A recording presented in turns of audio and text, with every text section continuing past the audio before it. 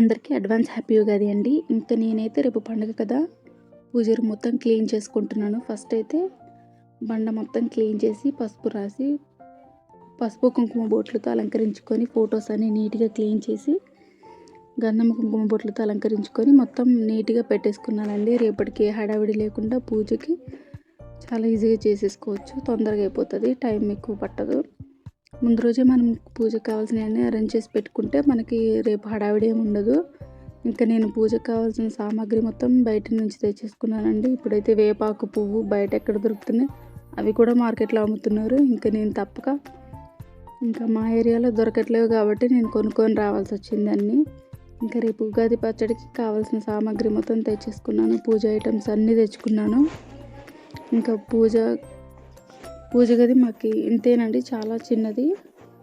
అది గది కూడా కాదు, మేముండే కిచెన్ రూమ్లోనే ఒక సైడ్కి ఇచ్చారు. ఇంకా పూజ సామాగ్రి అవన్నీ క్లీన్ చేశాను. ఇంతే అండి. ఇది మా పూజ రూమ్ ఇంతే ఉంటుంది చిన్నగా. నచ్చితే సబ్స్క్రైబ్ చేసుకోండి.